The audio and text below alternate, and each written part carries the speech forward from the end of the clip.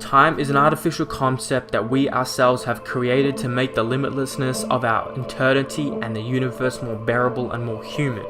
Since we have constructed the concept of time, we are also able to mold it to some degree, to play tricks with it. The time of a child is long and slow with vast expanses. The time of an adult whizzes by frighteningly fast. Time then depends on perception, which we know can be willfully altered.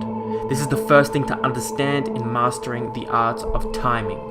So what happens if we want to have a more childlike perception of time than a more adult-like perception of time? What if we want time to kind of slow down how we used to think it may? Well, as he said, we need to alter our perception. And that perception is usually tainted with emotion.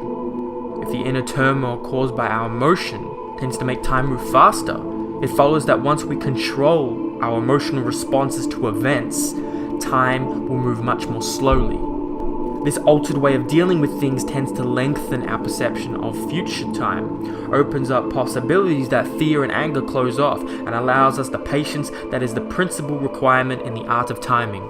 So it's really understanding that our emotions can cloud our perception of time. Our emotions really can cloud our judgment of everything. And considering time is the only asset that we cannot gain back, or one of the only assets we cannot take back, then we need to understand to take control of our emotion is to take control of our time. To take control of our perception is to take control of our time, is to take control of our life.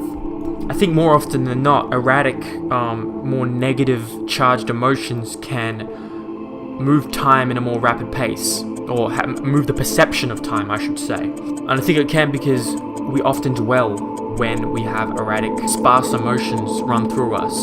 We often dwell through a depression. We kind of come closed in. We feel bad for ourselves, and this dwelling can poison our minds. And by this poison, we don't realize how long it's been.